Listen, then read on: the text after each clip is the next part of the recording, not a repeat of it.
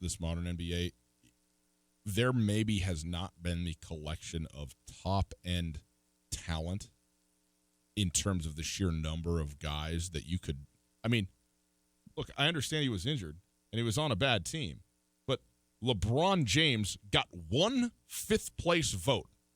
This is the only vote he received for the MVP. LeBron James, okay? This is – he got 1 point in total for a guy who, for Giannis gets 972 points, I think it was, in total. And so you're talking about LeBron finishing like 10th in the voting.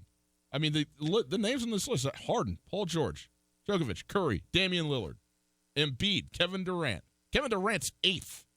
I mean, Kawhi Leonard, 9th. Russell Westbrook, Rudy Gobert, LeBron James. I mean, it's just so stacked. Right. I think the other reason that the award has lost, I'm not trying to say luster, it's the wrong word. It's lost something. And it's because they don't announce it till after the playoffs. So now you're sitting here like, well, cool, Giannis won it, but they didn't even go to the finals. Oh, cool, James Harden finished second. They didn't even make it to the conference finals. And I think that demeans the award, even though they should just give it right when the regular season ends. I agree, and let me touch on why. Coach of the Year, Mike Budenholzer for the Milwaukee Bucks. Yep. Mike Budenholzer was great. They won the most games. Yep. Did have the MVP on his team. You're not going to say anything about Mike Budenholzer and the job that he did. But when it mattered, got outcoached. He got outcoached, bro, by Nick Nurse. And guess what Nick Nurse did in his first year? Won the whole kit and caboodle. Totally. I mean, look at Dwayne Casey. Dwayne Casey wins the award last year, and he deserved it. And then he gets absolutely stomped by LeBron in the playoffs, sweep city, and Dwayne Casey's fired. Well, and here's what's crazy, too. Nick Nurse finished behind Mike Budenholzer, Doc Rivers, Mike Malone, Nate McMillan, Kenny Atkinson, David Who's that? Brooklyn. Okay. David Georger, Sacramento, Steve Clifford at Orlando, Quinn Snyder at Utah, and he tied with Greg Popovich. Okay? He's tied with two other guys for, is it 7th or 8th in this? And listen, as a first-year head coach, especially when it comes to Coach of the Year, there's an amount of tenure that gets, I think, woven into the fabric of the Coach of the Year award. And I'm not necessarily arguing that Nick Nurse should be the Coach of the Year. I got no problem with Mike Budenholzer being the Coach of the Year. But the last 2 months, the 2 months that matter in the NBA, nobody's done better than that guy. And he I looked at Nick Nurse and I said, whoa. I mean, what are we doing in Toronto? And who's the dope? Me. Because he was absolutely phenomenal. And yes, he's got Kawhi Leonard, but guess what? So did everybody else. I mean, the Bucks got Giannis and Chris Middleton. And they hit them down, and they did it with great play, but it was great play that had elite scheme working on it. And he pushed every right button and did everything the right way, which is always the case when you win an actual championship. And it's just crazy to me that here's part of why I think of what you're getting at. It's not losing the sheen, but these don't seem right. The answers to the test are wrong at the end of the year. They've changed. By the time that the playoffs are over. Yes, they've changed. But Mike Budenholzer just won the most games in the NBA with the Bucks. He deserves it. And I'm not saying he shouldn't win it, but when you pull the curtain back and Nick Nurse, who beat down Mike Budenholzer, totally, is sitting there in 8th, you go, well, what? Really? And I guess the point I'm trying to make here is that I think that we should give way more praise and appreciation for a player when they win the MVP. Because I think that it's so assumed, especially in the NBA, especially with a guy like Giannis who wins this thing when he's 24. Yeah, 23, 24. Mm-hmm. He's 24. That this is just the beginning. It is. There's also an above average, if not almost certain chance that Giannis Antetokounmpo will never win the MVP again. Yeah. I mean, think of the guys that have won the MVP this decade. LeBron James does not win another MVP. He might win another championship. He's not winning another MVP. James Harden. Kevin Durant, maybe, but that just got derailed with his Achilles injury. Steph Curry, I don't know. the darling story that is Steph Curry with the voters. I mean, how many first place votes did Steph Curry get? None. How many second place votes did he get? None. How many third place votes did he get? 16. 16. Even though he's had his best statistical season, because the honeymoon period with the nice story with the writers is over. That's why. I think it's because Kevin Durant is in Golden State. Regardless, Russell Westbrook never win another MVP. James Harden just had the best statistical season in 35 years, and he didn't win the MVP. He's not going to win another one if that's the case, because that's where the voters are swaying. All I'm saying is you have to give credit where credit is due. Winning the MVP in the NBA is such a giant accomplishment. And again, there are so many all-time great players. David Robinson, Charles Barkley, Hakeem Olajuwon, that won one. Kobe Bryant, Shaquille O'Neal, one. So I guess the point I'm making is it's assumed that Giannis is so young and he had such a great year, and it's just never a for sure thing, especially because of all the different factors. Absolutely. Because of health, but also because of the intrigue of the new story. Because this is a human vote that is voted on by writers, and that's the thing that is such a annoying trend to me. Is basically since LeBron James won his first MVP 10 years ago, then LeBron went back-to-back, and then Derrick Rose had his absolutely tremendous breakout year to sneak in there and break the streak, but then LeBron went back-to-back again. Then everybody in the league that votes on this thing decided we're not going to do that anymore. We're going to vote the best player in the league who hasn't won the MVP. And that's not to take anything away from some of the guys that have won it. Stephen Curry certainly deserved it both years that he won it. But, I just don't necessarily – it seems like it's coming back around, too, because we basically had these inflated MVP seasons where Russell Westbrook averaged a triple-doubles, the first time it's ever happened. And you give him the MVP. Since the Big O. But what does the triple-double actually mean when you're on a 46-win team that gets the 6th seed? Well, and to me, when you're James Harden and you have the statistical season he had last year, but you also win 61 games, that's worth the MVP to me. And again, that's fine, and I don't argue that, but there's 101 people that have to make their own criteria in terms of what does MVP mean to them. And I don't think that it is untoward or somehow underhanded to have that vary from season to season. You know what I mean? A guy can be so absolutely insane statistically and in general in a given year that he does deserve to win the award on a 500 basketball team. And there's other years where absolutely the result of what your team did and is doing hinging on your performance matters. I would argue. Did Giannis deserve the MVP this year? Yes. I agree. Because the statistically insane season just happened. The Rockets won 52 games, but James Harden averaged 37 points per game. It's not getting enough play in the media, honestly. It was the greatest scoring season we've seen since Michael Jordan in 1987. This is what I was going to say is the James Harden. Let's put it like this. Comparing just James Harden in a vacuum. This is the point. James Harden in a vacuum. He was a better, more valuable player this year than he was the year that he won it. They went 13-6 when Chris Paul was out because James Harden was going nuts. But Giannis didn't do what Giannis did that year. So that is what we're talking about. It's not just about, Steph Curry's insane statistical season. Yeah, it was great, but guess what? The years that Steph Curry was winning it, these guys weren't doing what they're doing.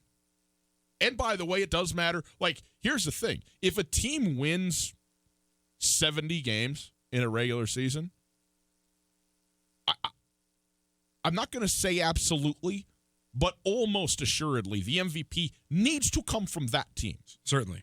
Like, if it doesn't matter who it is, if you are that good, if you are like all-time great, then that team's best player needs to be the MVP, and it just almost doesn't matter. That said, the best player on what was the best team at the time that this voting took place, and not merely the best player from his team, but an absolutely elite, unique player in both directions. Because as much as we want to talk about James Harden, and James Harden was mind-numbingly spectacular, especially when Chris Paul was out. I mean, you're absolutely right that it is being underplayed how great he was. It was it was to a basketball purist the worst sort of basketball, but it was also must-see TV because it was just like, this dude's just going to take the ball, and he's straight going 1-on-5 in the NBA, and he's winning. But you know what's the most undertold story in basketball every single year? Your defense. True. Who is a bet? I mean, Rudy Gobert won Defensive Player of the Year, deservedly so. But guess what? If you could have one defender on your team, you wouldn't take Rudy Gobert. No. You would take Giannis Antetokounmpo. Or Klay Thompson, or Paul George. Or Patrick Beverley. I mean, here's why I say you take Giannis, just because of the sheer versatility. Yep. He's not necessarily the best defender. Any one of those guys at what they do is better than he is. But he can guard 1 through 5 at an elite level, and it's insane. And that goes into the MVP. More importantly, he is such a versatile defender that he eliminates positions. The Bucks play lineups that no one has ever seen in the NBA.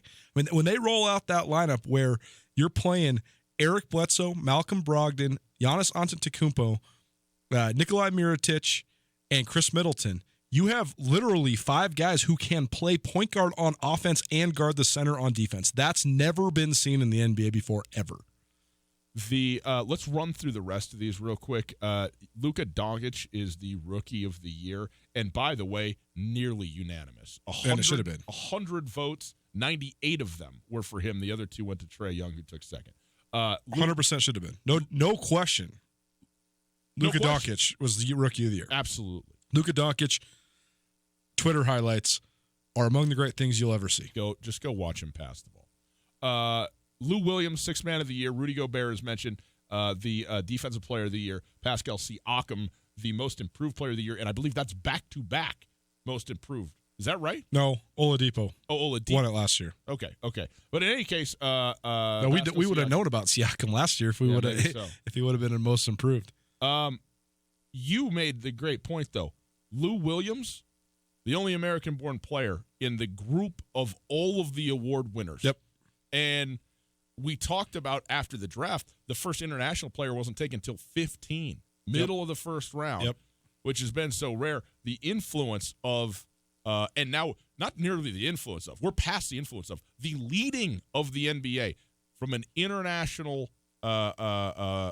group is something to behold, and it's a lot of fun, and it is why a guy like Nikola Jokic, not why, but he is an example of the sorts of things you get when you expand this thing outside of the who can jump the highest and dunk the hardest American style of basketball, and I think it's great. I think it's made basketball more fun. I really do. 100%. I mean, the quote unquote only dark time of the David Stern / Adam Silver version of the NBA was post Michael Jordan, and then kind of pre LeBron James taking off, Steve Nash and the Phoenix Suns opening up the game. There was that 6 to 8 year period where the NBA was under so much scrutiny. I think that's where the stereotypes of the NBA and the cliches that are associated with the NBA, that's where they all come from. I don't want to watch those guys because they don't play defense. I don't want to watch those guys because they don't pass. I don't want to watch those guys because they're all thugs.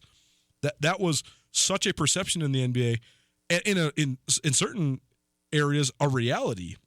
But I think that the things that the NBA did, well, first of all, I mentioned this when we were talking about the college three-point line being changed and moved back, but I think that the most impactful thing that ever happened to basketball in America and on the world stage was when Argentina won the gold medal at the 2004 Olympics, because it knocked America off its pedestal. It made everybody realize that Allen Iverson is an awesome player. He's a legendary player, but that style of basketball, first of all, is not sustainable in terms of global widespread appeal, and it's just not sustainable in terms of competing on an international stage. And when that happened, the NBA changed the rules. They got rid of hand checking. They widened the lane. They changed the defensive rules. They added 3 seconds in the key defensively. They had all these different things, but it also opened up this pathway, kind of pioneered by Dirk Nowitzki and then perpetuated by the Gasol brothers and Tony Parker, to all of a sudden now every team has an international guy. There's all sorts of international guys on all the rosters. The teams have strictly international scouts. And I mean, absolutely. That's and look at who just won the championship. The Toronto Raptors with Usai Ujiri, who got his start as the #1 international scout in basketball, who's the guy who basically started Basketball Without Borders. What did the Raptors win with? They won with Kawhi Leonard and a bunch of international guys. Not a lottery pick on the team. I think that speaks to they're all international guys when they're playing in Canada. True fact. I want to circle back around to Giannis for just 1 second because I do think that we somehow let stories become so meteoric that then they fizzle before they get a chance to truly resonate. And I just think that Giannis Antetokounmpo, I mean, there is so many stories of kids coming from tough places, tough backgrounds. And by and large, it's the story of basketball in America. I mean, it's an urban game that caters to disenfranchised people a lot of times just because of, it's America's soccer, right? You don't need anything but a ball and a playground. You can go play in the projects even if your family has nothing. And we've seen so many guys that come from tough backgrounds rise up. But I just don't know if we've ever seen someone on the level of Giannis Antetokounmpo, the story he has, where he came from, what he was when he came into the league to what he is now. I mean, has there ever been a diamond in the rough who could be something, who became him? All the rest of these guys that are MVPs, you can talk about Michael Jordan getting cut from his JV basketball team when he was 14 years old. Okay, overplayed story, whatever. When Michael Jordan was a sophomore in college, nobody was like, oh, he's a diamond in the rough. People were just like, let's get that guy. Yeah. Patrick Ewing, David Robinson, Karl Malone, Hakeem Olajuwon. Surefire. The only other guy I can think, the other two guys I can think of that are in the same mold as Giannis are the other two international MVPs, and that's Steve Nash and Dirk Nowitzki. But those two guys did it so much on skill as opposed to completely transforming not only their game, but their body.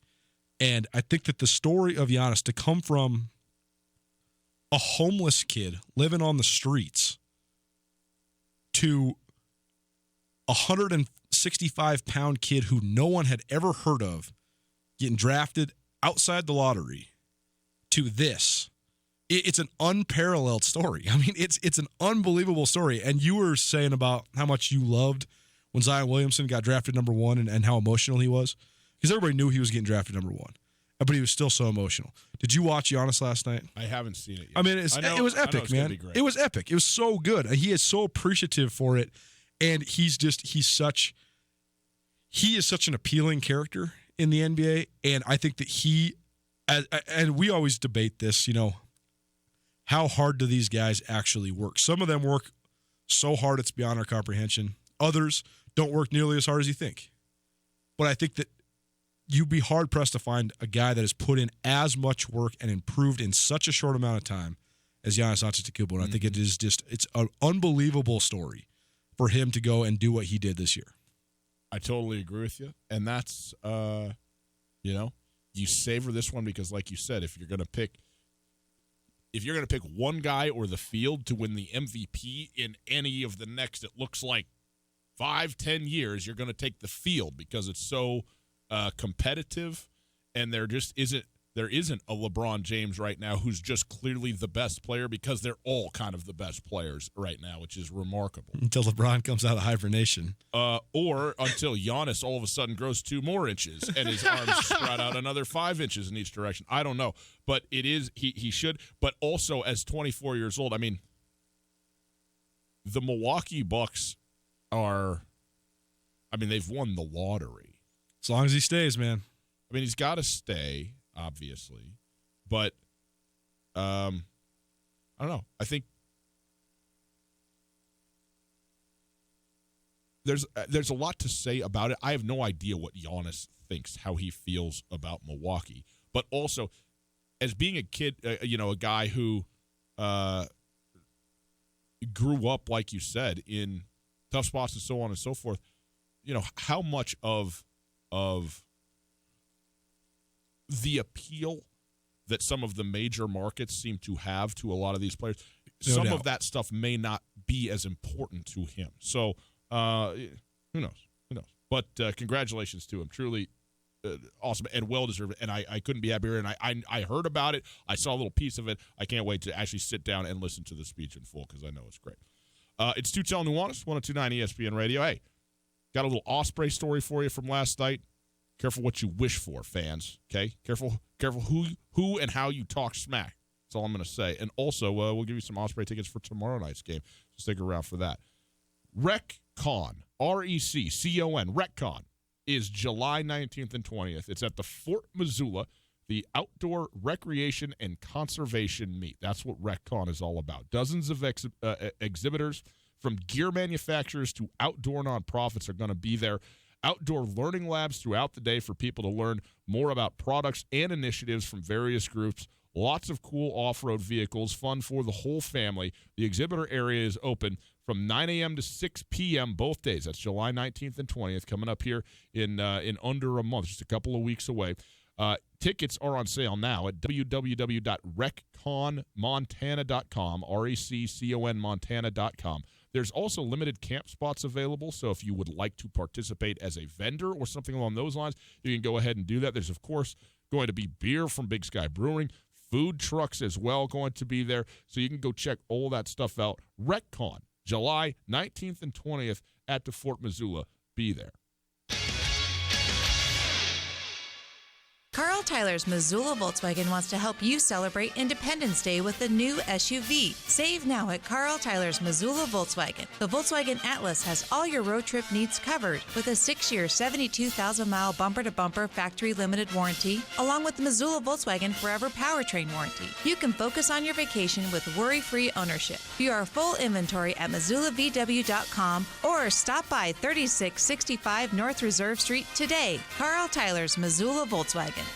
Canyon River Golf Club is a must for any golfer in western Montana. Tucked away in a spectacular setting along the Clark Fork River in East Missoula, Canyon River offers one of Montana's best championship golf experiences. And Canyon River is happy to announce their new fleet of golf carts, which include the Shark Experience, an interactive GPS giving dynamic distances and touchscreen interaction to help you play your best. Plus, with Bluetooth, radio, and surround sound, you can enjoy yourself between holes too. Book online at CanyonRiverGolfClub.com. Missoula's best golf, Canyon River. Alpine Touch makes the perfect gift this summer or any time of year. If you are traveling, bring a gift that is distinctly Montana and give your loved ones some of the best spices anywhere around. From the Alpine Touch Pick 4 Spice Pack to the All-Purpose Twin Pack to the mouth-watering sunflower shoots to Alpine Touch gift cards. Alpine Touch makes the perfect Montana present. Available at retail locations around the state or online for a limited time. Use the code ESPN10 at checkout to get 10% off any online order. Alpine Touch, Montana's special spice.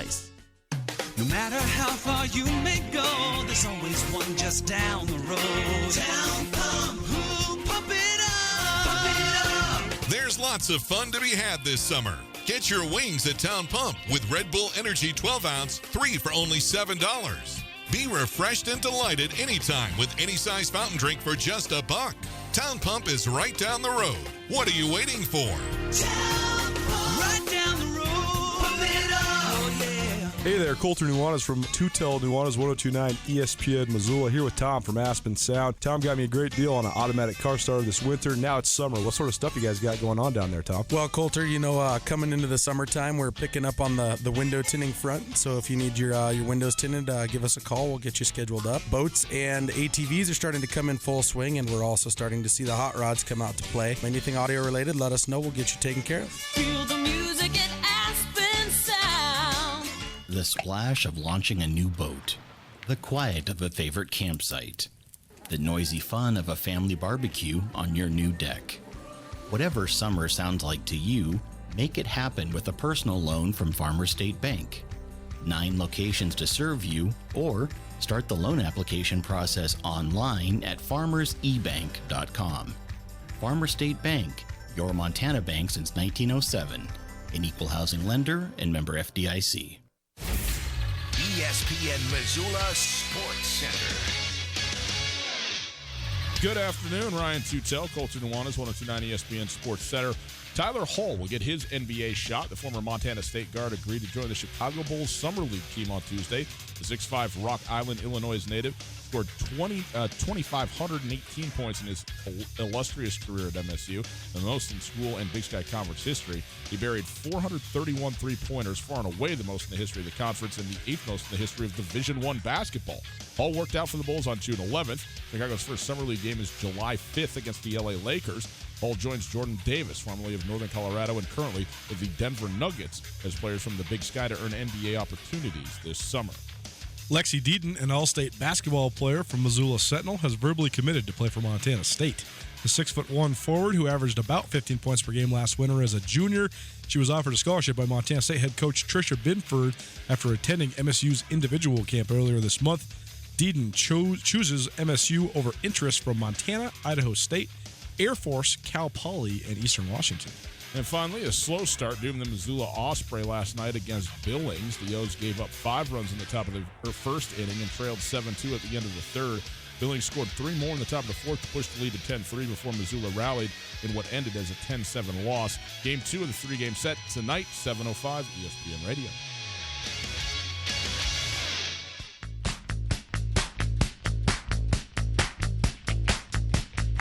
And FWX Montana Television. Get them all. Speaking of the Osprey, tough night last night. Billings got a win, their second of the season. The Osprey was pretty clearly a best team and a worst team here in the early part of the Pioneer League North. We get into it. It's Tootell Nuanez, ESPN Radio, SWX Montana Television, broadcasting live from the Kurtz Polaris studios. Kurtz Polaris is at 2904 West Broadway in Missoula, Highway 83 in Sealy, online at kurtzpolaris.com. On Twitter at Gus Tootell, at 1029 ESPN, and at Skyline Sports MT. The Idaho Falls Chuckers have not lost a game. Actually, I didn't see what happened last night. They played Great Falls, so I actually don't know. Perhaps Great Falls got them. But they had not lost, at least coming into this fourth series of the season.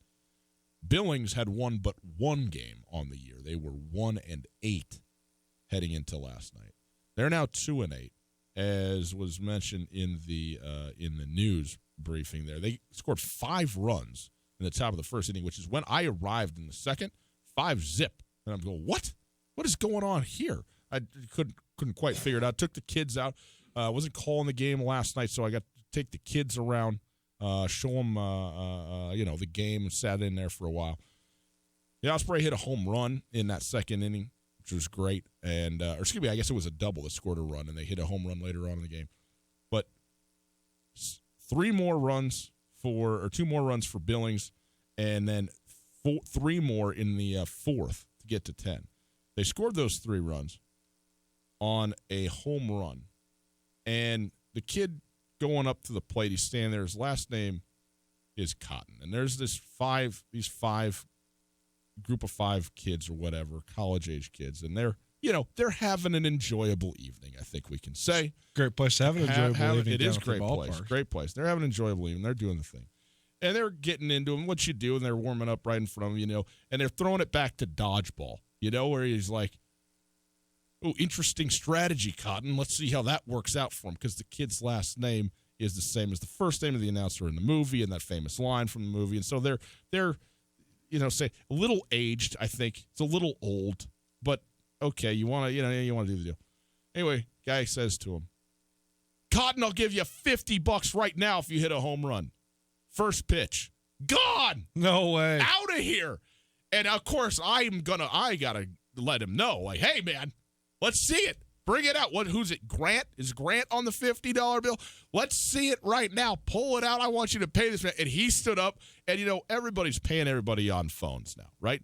Venmo, PayPal, whatever it is. I can't do it. It's just like digital music. I want my CDs and my cash monies. Cash in hand. Anyway, he's standing there, and he's going to pay the bet, but he's got to get the phone number or whatever on how to do the thing. And first of all, this kid, great, coming around the bases after a 3-run shot to explode the lead. I think it was 10-3 at that point.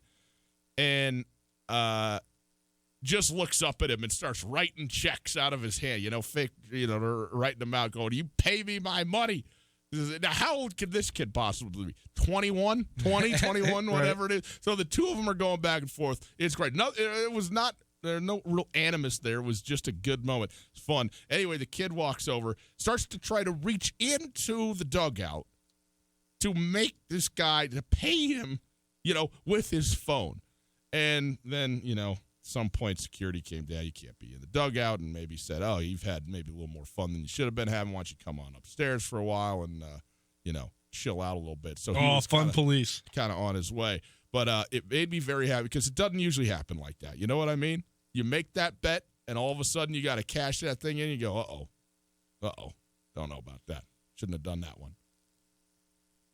I think that grown adults heckling college kids at sporting events is weird and slightly immature. I think that college-age kids heckling college-age kids, or if you have peer ages and everybody involved in the situation is under 23, let's say, I think it's great. And I think it doesn't happen as much as it used to. I mean, when's the last time we saw students just going crazy at a Grizz game? Yeah, I mean, even when I was in school, we were getting. I mean, I say we because I happened to me. It got kicked out. You get kicked out. You go crazy. Get kicked out. The Grizz Cat game there's pretty good ones going on both sides. Yeah, true. You get that still. I mean, you and me on the golf course. Man, you had to take off your shoes 3 times. Count that one up the other day. Yeah, more than 3. Congratulations to you for keeping all your clubs intact. Did. I at some point you just know and you just accept fate. All right. So there you go. Hey, you want to go to the Osprey game tomorrow? Call right now. 329-1899. We got 4 tickets for you. It is the they play the Osprey play Billings tonight. It's the second game, and then the third game tomorrow night. It'll be it, and then they'll be off on another road trip. So you can get it in now.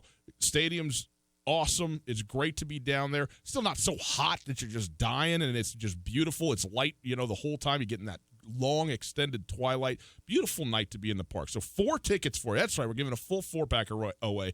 329-1899. Call us right now, and you and 3 of your friends, your family, whoever you want to take with you, you go down to the baseball game on us.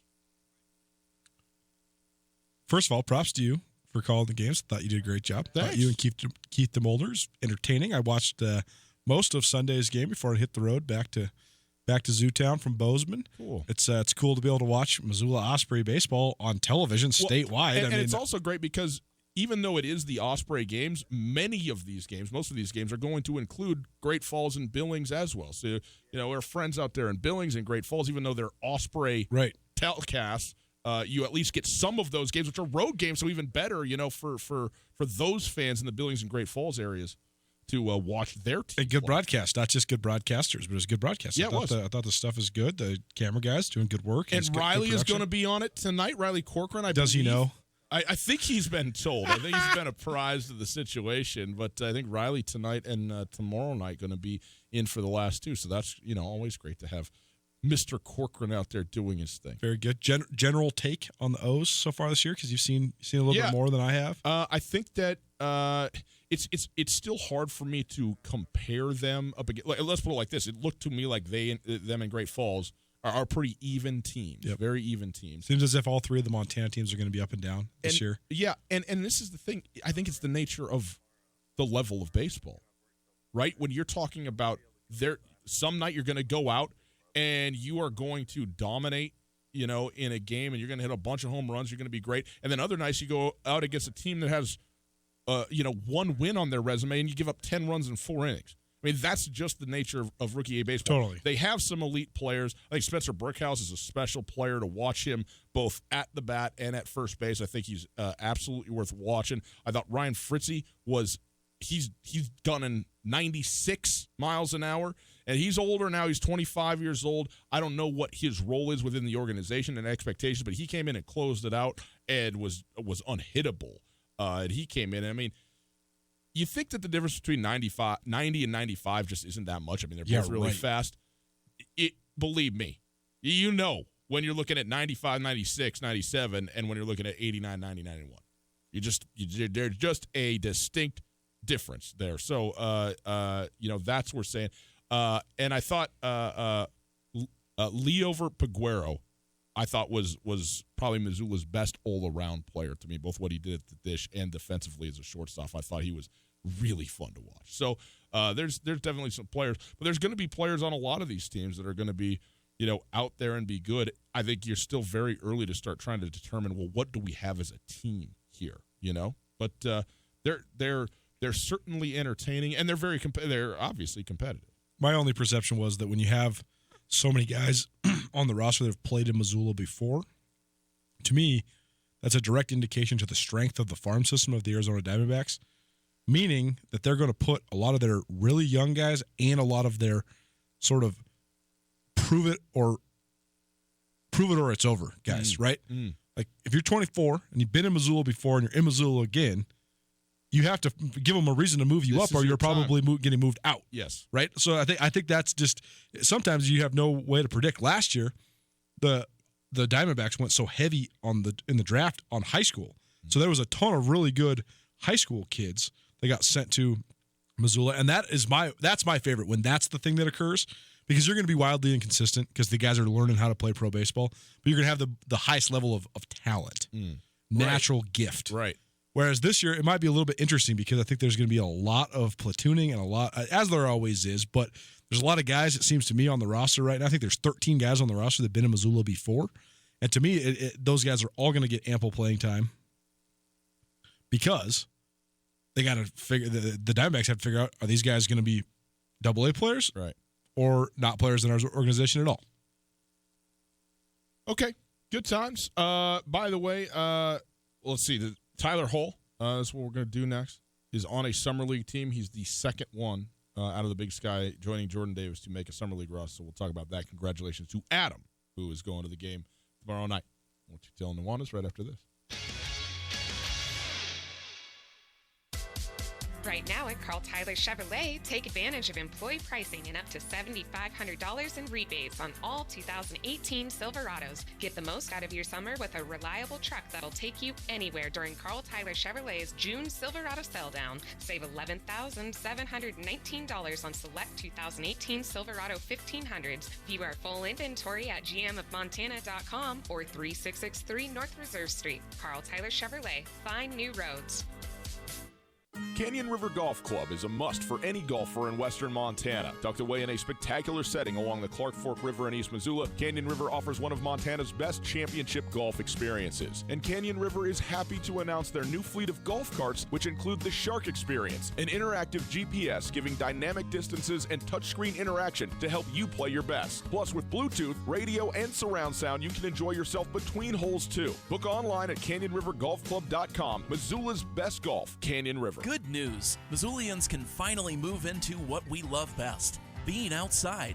Garden City Paint and Glass can help you get a head start on all those outside home improvement projects. Now is also a great time to start getting a jump on cracked windows and broken screens. Enjoy up to 25% off select products. And be sure to watch for PPG rebates to help the job along. Look good, stay comfortable, and keep energy costs down at Garden City Paint and Glass. 3217 Brooks or 549-0608. Les Schwab is proud to introduce two of our best tires ever, just in time for summer. There's our exclusive Reputation, a high-mileage premium passenger tire we believe has the quietest, most comfortable ride ever. Or our exceptionally quiet and smooth all-season traction tire, the Open Range AT. Get $50 off alignment when you purchase a set of 4 Open Range AT or Reputation tires. Book an appointment today at leschwab.com. Les Schwab Tires. Doing the right thing matters. Can be combined with other offers. Limited time only. See details at leschwab.com. On Russell, across from the fairgrounds. This is Mike Nugent with Berkshire Hathaway Home Services. Berkshire Hathaway provides Western Montana with full-time real estate professionals for you whenever you need us. Our reputation as the state's most knowledgeable and available real estate group has helped build unmatched trust in the Garden City and statewide. If you have been thinking of making a real estate move in the short or long term, give me a call. No pressure, no expectations. Just professional opinions and service at whatever pace you are comfortable with. Give me, Mike Nugent, a call today, 531-1802. And remember, every question is good to ask. Hey folks, Ryan Tootell, and I'm here with Josh of the Advocates. Josh, do most injury accidents end up in court? Luckily, most personal injury cases can be settled out of court through a fair negotiation with an insurance company. However, sometimes it is necessary. I'm prepared to do whatever it takes to get a fair settlement. Luckily, most personal injury cases can be settled out of court with a fair negotiation with the insurance company. However, I'm prepared to do whatever it takes to get the right settlement for you. It's Josh at the Advocates, 640-4444, or online at montanaadvocates.com. If it matters to Missoula, it matters to us. Ryan Tootell and Colter Nuanez on 102.9 ESPN Radio.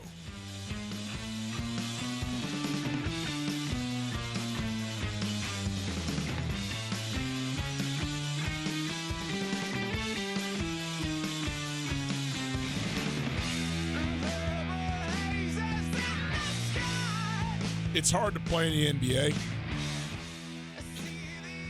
Maybe harder than any other sport in terms of just the sheer limited number of opportunities there are. So making a team, even a summer league team, is significant. Jordan Davis is on with the Denver Nuggets out of Northern Colorado, and now Tyler Hall on with his essentially hometown team of the Chicago Bulls. It is Tootell Nuanez, 102.9 ESPN Radio. Broadcasting live from the Kurtz Polaris studios. Kurtz Polaris at 2904 West Broadway in Missoula, Highway 83, and Sealy online at kurtzpolaris.com. Coulter, Tyler Hall did get on with a summer league team, the Chicago Bulls. The summer league's pretty interesting, too. I think the summer league gets more exposure, in fact, significantly more than even the G League does. Because 100%. It's on in the summer. It's become, I think that the summer league is like must-see TV. I am more compelled by the summer league than most regular season games in November in the NBA. Of course you are. Of course. But, I think that the people that cover the NBA would agree the same thing, though. Because you're getting the first look at an NBA level of the top picks. Right. And you're getting a bunch of intriguing guys who, like, if somebody blows up, they can make a team. What can you do? Right. Totally. And I think that the games are, because of that, their games are very entertaining. I would love to go to Vegas to go to the Summer League. Let's be clear. You'd love to go to Vegas. I don't know, man. Last time I was there was I saw the pictures of the sides. It hurt. Okay? It hurt me. I saw the pictures of the $50 side dishes, side entrees. Here's the thing: stacks of waffles and syrup and chicken and burger. Here's the thing. Here's the thing. I've been a poor journalist my whole life. I don't really care. I think it's By the way, let's be clear. You've been a great journalist your whole life. You've been financially destitute. Exactly. I don't feel any sense of pain or pity or anything. Like my brother says, if you made any more money, you'd probably just die. But when you go to Vegas, you can't really live the life of true, pure, endless decadence unless you have a grip of money. I don't have that. So every time I've been to Vegas, I generally run out of money the first night and then, wear my sunglasses around for 2 days and then fly home. Yeah. And our esteemed colleague, Tommy Evans, hit not one but two jackpots in a row in one day. And it completely transformed my Vegas trip into one of misery. Well, it's not even the misery because here's the thing. Usually when you're in Vegas, there's no parameters of when you're going to sleep and stuff.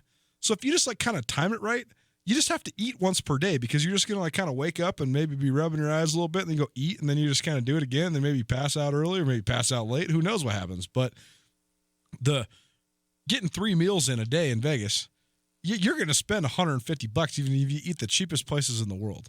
And I'm not trying to do that. When your good buddy goes ahead and fills the bucket up with quarters twice, and then he wants to go to this famous steakhouse and this famous restaurant. I'm not going to say no, but it hurt me not from a alcohol standpoint or a staying up too late standpoint. In fact, we went to bed at 8:00 2 nights in a row because we ate so much food. Regardless, Vegas last time, different experience. The Summer League, though, I'm happy for Tyler Hall because here's exactly where I stand on Tyler Hall. I feel like that I've been a guy that's covered this guy as closely as anybody in the world, honestly. Question. And I have advocated for Tyler Hall a lot. I've had a lot of people on both sides of the rivalry and around the Big Sky say, Tyler Hall's production is ridiculous, but is he an NBA guy? I have always maintained that he will get a shot in the NBA because of two things. He's 6'5", and he's a shooter. And he's an absolutely elite shooter. Yeah. When he didn't get drafted, wasn't surprised. I think Tyler Hall's athleticism definitely holds him back. His lack of versatility holds him back. The fact that I honestly think he played out of position in college, if you're talking about catering to his NBA game, I thought that Brian Fish should have played Tyler Hall at the point. I thought he should have played on the ball and be a true scoring point guard because that's where I think Tyler Hall could actually make it in the league. I don't know if he could make it in the league as a consistent contributor, but I do still hold out some semblance of belief that I think that Tyler Hall's somewhere in the top 500 basketball players in the country because of his elite shooting skill. I think if he got on the right NBA team and all he had to do was come off the bench and play 6 minutes, and when he catches the ball, just shoot it. That's it. I think he could make shots in the NBA. I do. I'm not talking about any sort of world-beating anything. Straight up, 3 points per game, 5 points per game, but he could make shots in the league. And I think once you got him into an NBA routine, and he could dedicate himself with an NBA training program, NBA nutritionist, and the NBA lifestyle, the work, I could totally see Tyler Hall transforming himself into a guy that could have a long career as a bench shooter. Like Brian Fish used to always say, Brian Fish recruited Kyle Korver to Creighton and coached Kyle Korver while he was at Creighton. He says, to this day, he'll tell you, Tyler Hall is a significantly better shooter and a significantly more diverse shooter who can create his own shot at a much higher level than Kyle Korver could when he was coming out of Creighton. I would just take a chance on that guy, but we'll see. Tyler, it's all in Tyler Hall's court now, because if he goes out and figures out a way to make the Bulls, all power to him. If he doesn't, he's going to have a long career playing overseas. It's Tootell and Nuanez, 102.9 ESPN Radio. Hour number 1 in the books. Hour number 2, straight ahead. Couple of updates from the recruiting world. Drew Deck has committed to the University of Montana from Glacier. Who is he? What is he? And what else is going on in the state next?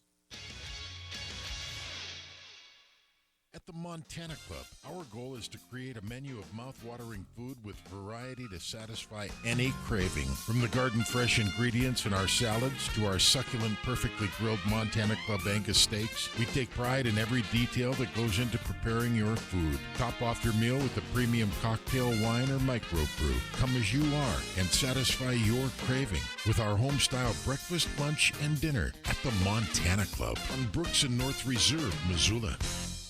Hey everybody, Ryan Tootell, and I'm here with Josh of the Advocates Injury Law Firm. Josh, there's a lot of lawyers in this area. What makes you different? At the Advocates, we primarily focus on injury cases. That gives us the experience and the knowledge to correctly evaluate your case and work with insurance companies and other attorneys so you get exactly what you deserve to make you whole again. We take really good care of our clients, and we're going to fight for every single dollar you deserve. Call 640-4444 or online at montanaadvocates.com. There are a lot of lawyers. You deserve an advocate. Canyon River Golf Club is a must for any golfer in western Montana. Tucked away in a spectacular setting along the Clark Fork River in East Missoula, Canyon River offers one of Montana's best championship golf experiences. And Canyon River is happy to announce their new fleet of golf carts, which include the Shark Experience, an interactive GPS giving dynamic distances and touchscreen interaction to help you play your best. Plus, with Bluetooth, radio, and surround sound, you can enjoy yourself between holes too. Book online at canyonrivergolfclub.com. Missoula's best golf, Canyon River. In western Montana, we know shopping local matters, but we also know that you're going to pay more for the quality and customer service that comes with it. Well, not at Selway Armory.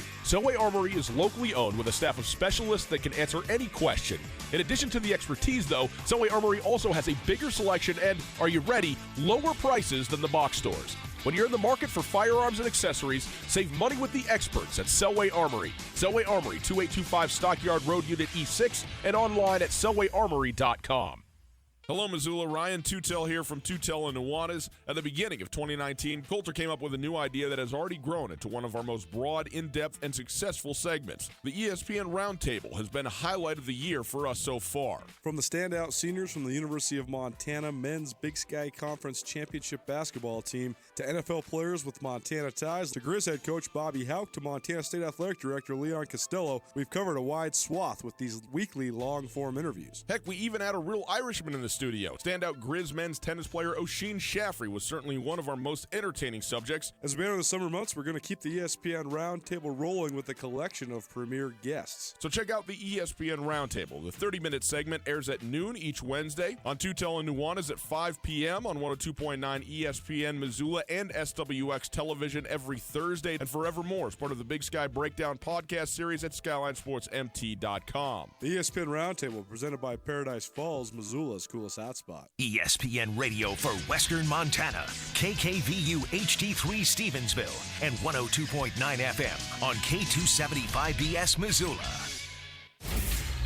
ESPN Missoula Sports Center. Good afternoon, Ryan Tootell, Colter Nuanez, 102.9 ESPN Sports Center.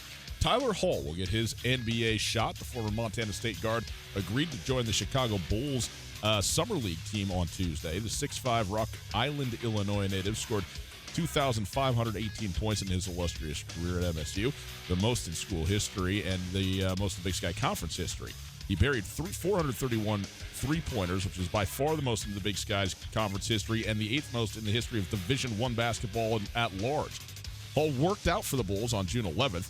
Chicago's first Summer League game is on July 5th against the LA Lakers. Hall joins Jordan Davis, formerly of Northern Colorado and currently with the Denver Nuggets, as a player from the Big Sky to earn NBA opportunities this summer. Also notably, Rock Island, not an island. It's in the Quad Cities. In breaking news this afternoon, Kalispell Glacier product Drew Deck has given his verbal commitment to the University of Montana. He's a wide receiver and corner. He goes 5'9", about 175 pounds, hauled in 55 catches for 781 yards and 7 touchdowns last season for the Wolfpack. Also the state champion in 300-meter hurdles and was on the state championship short relay team. And finally, Lexi Deedman, an all-state basketball standout for Missoula Sentinel, is verbally committed to play for Montana State. The 6'1" forward, who averaged about 50 points per game last year, was as a junior.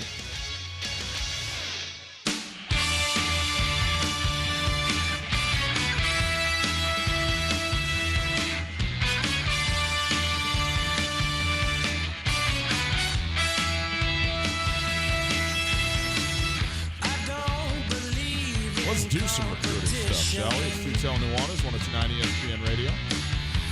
We are broadcasting live from the Kurtz Polaris studios. Kurtz Polaris at 2904 West Broadway in Missoula, Highway 83, and see me online at kurtzpolaris.com. You can find us on the World Wide Web. What a deal that is. 1029ESPN.com. You can listen to the stream there. Thanks to Opportunity Bank. Opportunity Bank, your local bank, your opportunity. You want to give us a call, 329-1899, the phone number. All guests join us via the Range Brothers RV phone line. If you missed anything in that first hour, well, shame on you. But fear not. We always got the safety net for you. In fact, maybe it's the primary way you go. Why not? Listen on the podcast. Podcast available wherever you get your podcasts. And it is there thanks to the Wingate by Wyndham Hotel. All right, Colter. You want to talk about some more recruiting? Let's talk about some more recruiting. It's our Prep Extra segment. It's brought to us by the Farmers State Bank. And Drew Deck, as you mentioned, news today coming down that the wide receiver / cornerback out of Glacier High School in Kalispell has committed to the University of Montana, and he is, maybe the next one after what has transpired so far this year. Yeah, second commitment for University of Montana. Carson Rostat earlier this week. Only a few offers really out there right now for Montana. They have offered Carson Rostat, Hamilton quarterback. And you wanted to talk about the different methodologies of offering for a football program, too, which we could get to in a minute. But let's get to the specifics first. The other offers out there, at least that I've been able to confirm, are to Jackson Lee, formerly of the Flint Creek Co-op, which is he is now at Missoula Sentinel. One of the best players in Class C the last 2 years. Flint Creek, by the way, Drummond and Phillipsburg. He's actually from Phillipsburg, so he will try his hand at the AA level his senior year. McCade O'Reilly, who's from Bozeman. He's the younger brother of Callahan O'Reilly, who's a backup middle linebacker for Montana State. And their older brother, Peyton O'Reilly, was actually one of the better prospects in the state a couple of years back. Now he's at Miami of Ohio, which is a random landing spot for a Montana kid, but they have a family connection out there. Do you think genetics have anything to do with athletics? Yes. Is there a reason why brothers and sisters? Yes. Yeah, genetics and nature versus nurture. So not only if you have good genes, but then it's like almost unquestionable that if you have two older brothers and you're the third, you're gonna be the best. If you're athletic, if you're athletes, right? Like what third brother is not the best? I don't know. My third brother doesn't exist. Right. So he's not good. Right. Your younger brother is way better than you at sports, though, right? Besides the 5'7" thing. I mean, now. I love how you relegated yourself to a life of elderly, even though you're 38. I like my chances in a boxing match. with Austin. Your brother, I was actually messing around with him the other day. I fought your brother as many times as anybody I know. Yeah, you fought my brother more than I've fought my brother. For sure. All out of love. We usually didn't fight. A lot of love. We didn't All fight. good thing. We didn't fight growing up against each other. We fought on the same team as each other against everybody else. We were the. He's scrappy, and I'll give him his due. I was telling him though, at this day and age, but I mean, with got how him by soft and not scrappy 70 pounds. Well, yeah, but like with how soft and not tough everybody is now. Even though your brother is probably, let's give him a real thing. He's 5'7". He's probably 5'8". He's between 5'7" and 5'8", and he's probably about 160. No, 140. I don't know which side of 150 he falls on. Okay, well, I would fight a lot of guys that are a lot bigger than him before I'd fight him. No doubt, 100%. Regardless, McKay Riley has an offer from the Grizz, and Tommy Millott, who's the standout athlete at Butte. He's a kind of do-everything guy. He's the quarterback at Butte. I don't think he'll play that in college. He could play safety. He was a great track guy. I think he was the second in long jump to Elias DeWaters this year. He's a sprinter. He's got all the deal. And he was at camp this last week. I know they liked the evaluation the Grizz coaches did on Tommy Millott. So those are confirmed offers out there right now for the Grizz. And then Drew Deck and Raleigh Worcester, allegedly. That one's not fully confirmed, but that one's being floated out in the ether. Well, it's one of a number of things that are in the ether about Raleigh Worcester, which are going to invariably follow a decommitment from the basketball team. Right. So, but Drew Deck he's an interesting one. He's really small. He's about 5'9", 155 pounds. But as we've seen, not just recently, but throughout the history of Grizz football, there has been an array of Montana probably has more standout receivers that are under 5'10" than any program in all of college football. For real. Like you look at all those guys that play with Dave Dickinson, from Matt Wells to on through the guys like Jefferson Heilberger, TJ Olkers, Levander Seegers, John Casper. Way back in the day. Casper's tall compared to a lot of these guys, though. I mean, like those Don Reed teams, you had such tiny little scat backs. Shalon Baker. Yeah. These guys are 5'6", 5'7", and they're killing it. They're killing it. And that tradition has continued all the way until now. Now you have guys like Jerry Lou McGee and Gabe Solser. And so Drew Deck, I'm not trying to put that on him. I don't think he's the next either one of those guys, but he is he's fast, he's quick. Like we teased Jace DeWalt from Missoula Sentinel. Jace DeWalt got second. He's coming to the Grizzlies next year. Mm-hmm. He got second at the 300-meter hurdles at the state championship meet, but I said, you run the 300 hurdles, so you're obviously tough. Well, Drew Deck's the state champion in the 300 hurdles, so he's tough. Mm-hmm. And he's got good numbers and plays for a Grizz. But the more than just this specific commitment, because I think he's fine. I think he's solid. I'd rank him as one of the top 12 players in the state of Montana, so good to get him on board. But more impactfully, I think that for whatever reason, despite the fact that Grady Bennett is a former Grizz quarterback, the pipeline from Kalispell Glacier, which has undoubtedly been one of the strongest programs in Class AA since opening their doors, and the most consistent producer of Division I talent besides Bozeman High, the pipeline's gone from Glacier to Montana State, not to Montana. Mm-hmm. But Bobby Hauke is remedying that pretty quick, because you talk about Drew Turner, Max Morris, who are both now redshirt freshmen in the Grizz program. You talk about Drew Deck. So Bobby Hauke is doing you can tell there's a concerted effort to lock down those Flathead kids. And that was the case forever too.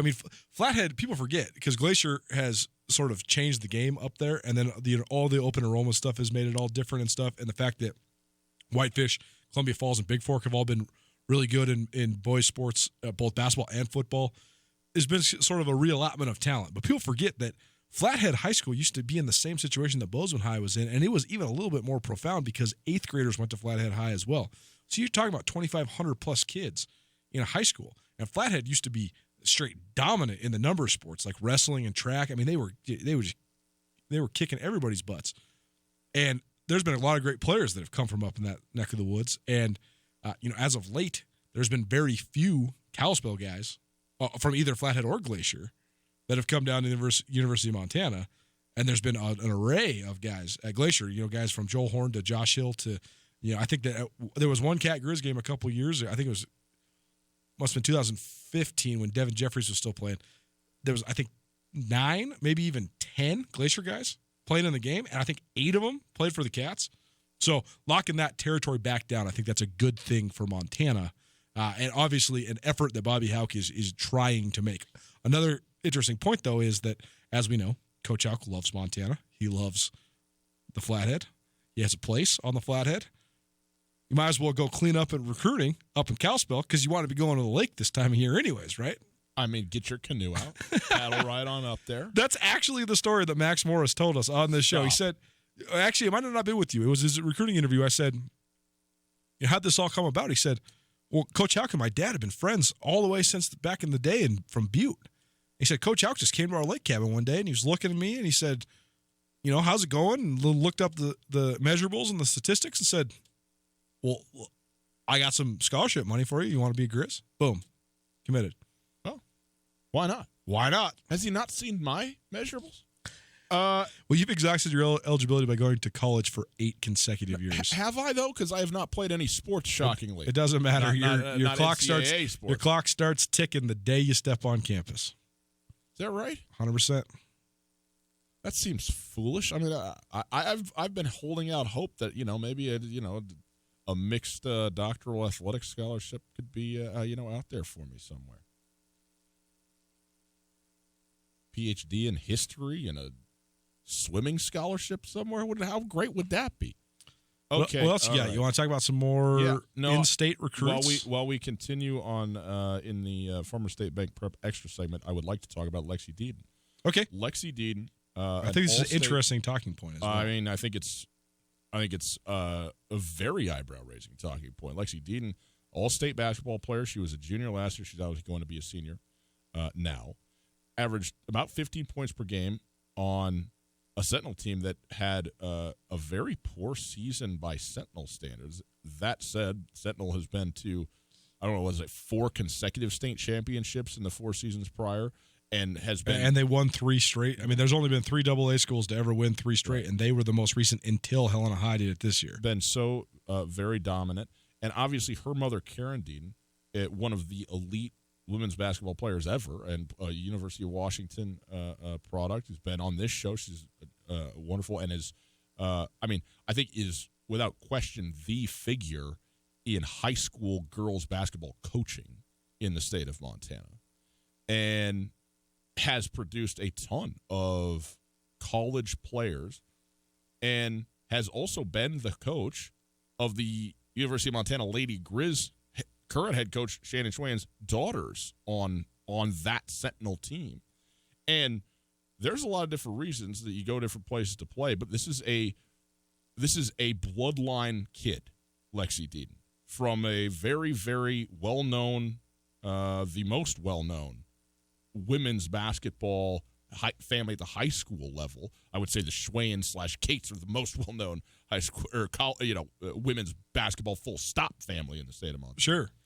But it's worth noting too, though, that Karen Deaton is related through marriage to the Haskets as well. So I mean, there's all sorts of basketball, everything. And so in the city of Missoula, coaching the daughters of the current Lady Grizz head coach, who are all going to the University of Montana, not surprisingly. Plenty of other kids who are not related that have gone through the program and gone on to the University of Montana. And I have no idea the statistics if there's kids from Sentinel that have gone on to play for the Lady Cats and so on and so forth. There may very well be. But then when the daughter of the coach, that decision is made and the commitment is made to Tricia Binford that you're going to go to Montana State, you go, whoa, that is eyebrow-raising. That is maybe surprising. I have no idea what the relationship is. And obviously, Karen Deaton and Tricia Binford have known each other for years and years and years Certainly. and years and spent tons of time talking and being at each other's camps. So this is not like,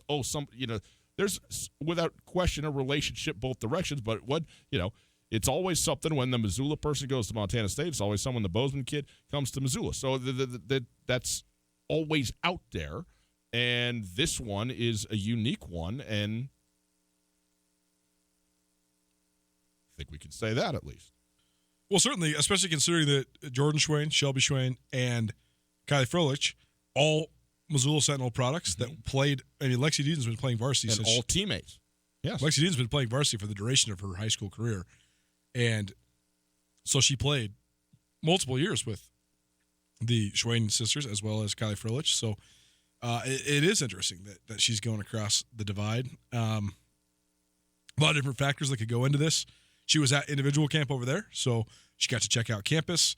You know, it could be an academic thing. It could be a fit thing. It could be just not wanting to play with her former high school teammates. That's not uncommon. I mean, how many kids want to stay home when they graduate from high school, and how many kids don't? Period. That's it. So, I think it's an interesting move, though. Circling back to Karen Deaton, though. Shannon Kate, now Shannon Schwain, stayed in state to play for Robin Selvig. And she had among the great careers in the history of the Big Sky Conference, any sport, period.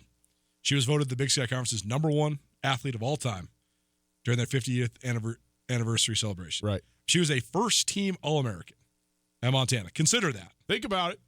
Consider that. Yes. She was a first-team All-American and the all-time leading scorer in the history of the Big Sky Conference when she finished, and all that. And so she is revered widely as the darling of Montana high school basketball and college basketball and just women's basketball in Montana.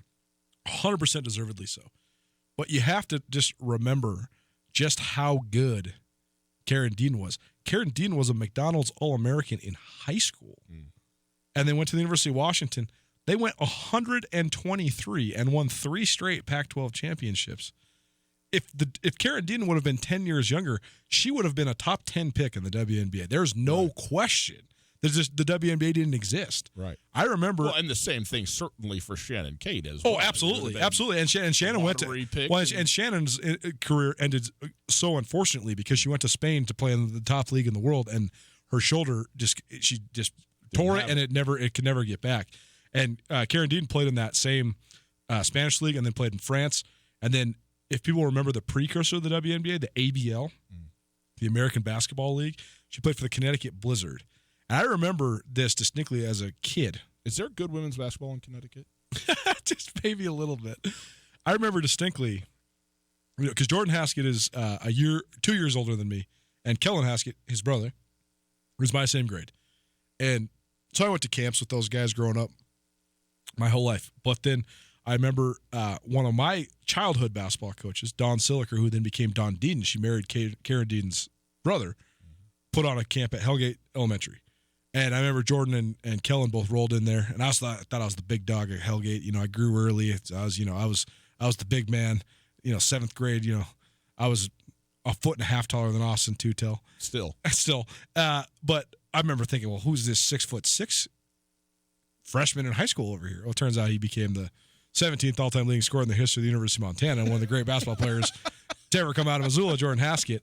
But I remember Karen Deaton came in and was a guest coach at that camp, and she was wearing all her Connecticut Blizzard stuff. And we were like, this is so cool. You know, professional basketball player. Right. And I remember at that moment she was weighing her options. She was like, okay, I've been playing pro ball for several years. Should I – and there was rumors that the WNBA was about to be created and come to fruition.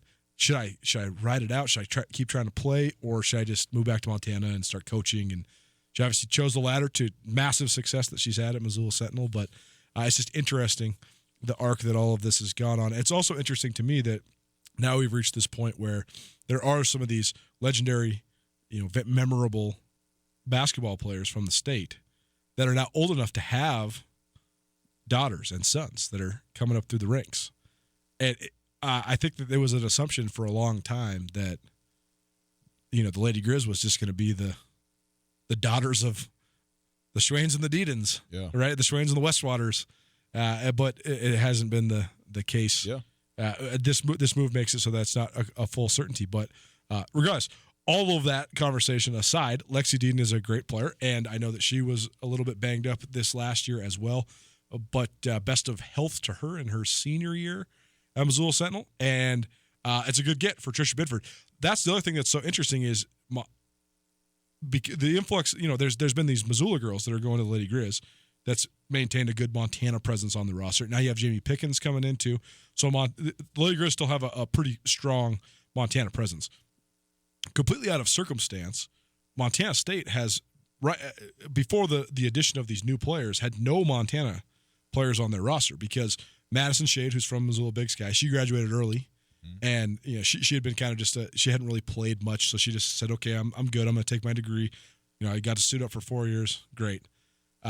Brindley Fitzgerald, who's from Dillon, she was a preferred walk-on the Lady Cats last year, and she's going to play in her hometown for the defending national champions in Montana Western. So, easy move for her.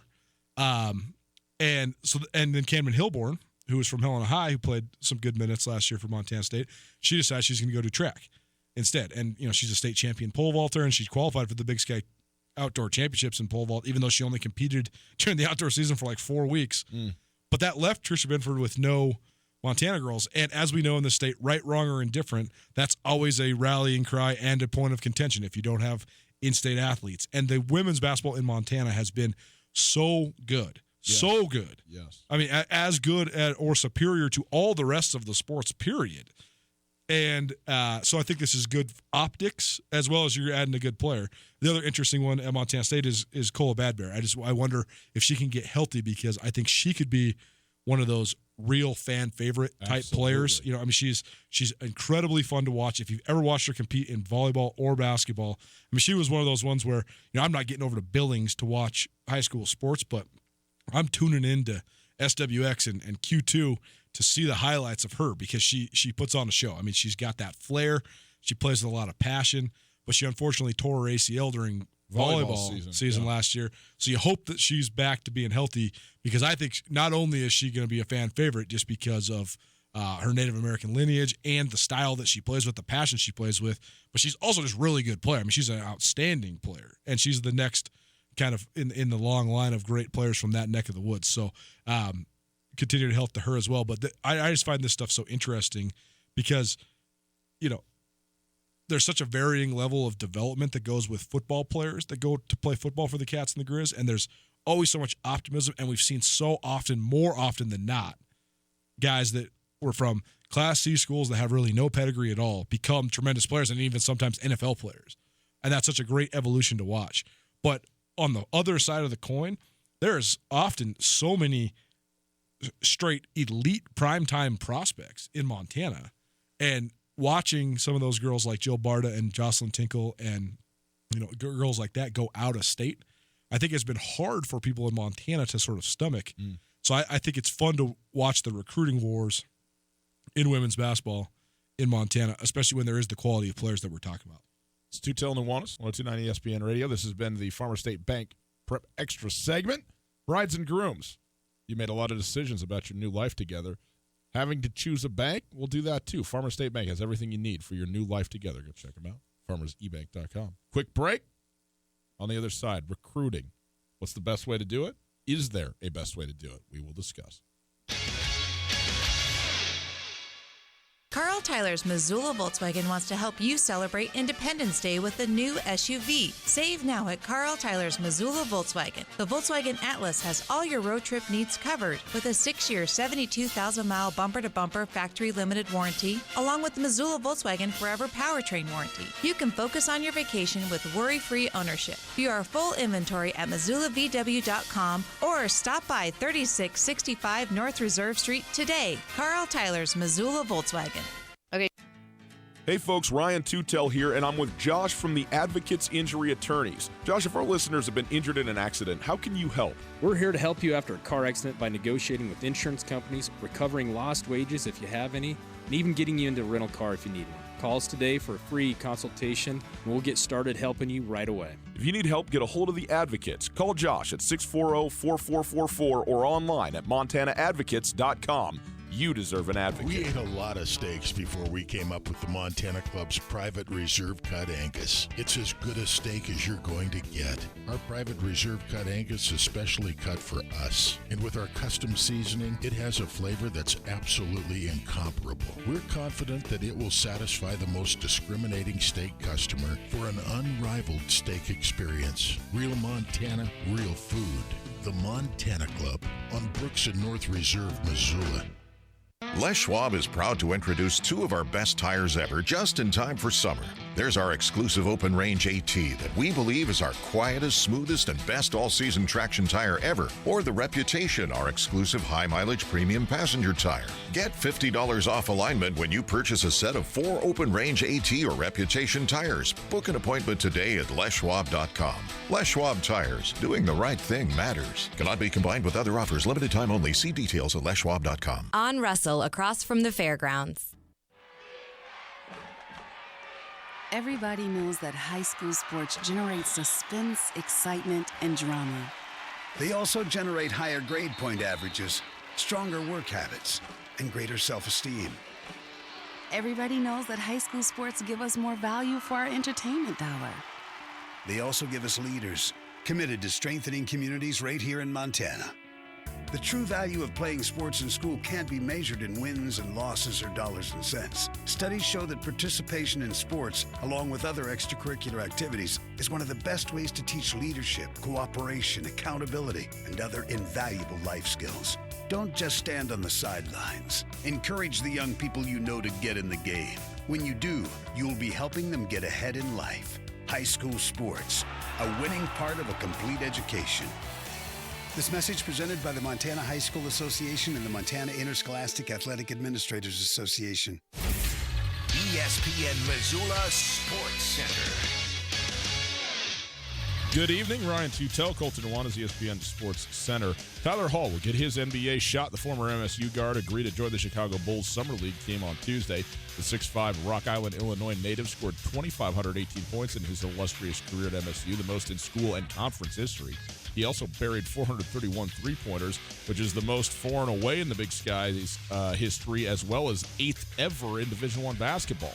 Hall worked out for the Bulls on June 11th. Chicago Bulls' first Summer League game is on July 5th against the Los Angeles Lakers. Hall joins Jordan Davis, formerly of Northern Colorado and currently with the Denver Nuggets, as a player from the Big Sky to win NBA opportunities this summer. Lexi Deaton, an all-state basketball standout for Missoula Sentinel, has verbally committed to play for Montana State. 6'1" forward, averaged 15 points per game last winter at Sentinel as a junior. She was offered a scholarship by Montana State head coach Trisha Binford after attending MSU's individual camp earlier this month. Deaton chooses MSU over interest from Montana, Idaho State, Air Force, Cal Poly, and Eastern Washington. A slow start doomed the Missoula Osprey Monday night against Billings. The O's gave up 5 runs in the top of the first inning and trailed 7-2 at the end of the third. Billings then scored 3 more runs in the top of the fourth to push the lead to 10-3. The Osprey rallied to what ended up as a 10-7 loss. They play tonight and tomorrow night against the Billings Mustangs on ESPN Radio and SWX Montana television. Say congratulations. Worked so hard, forgot how to vacation. They ain't never had the dedication. People hating, say we changing, look, we made it. Yeah, we made it. What's the right way to recruit? Is there a right way to recruit? There's definitely a wrong way to recruit. Lots of them, probably.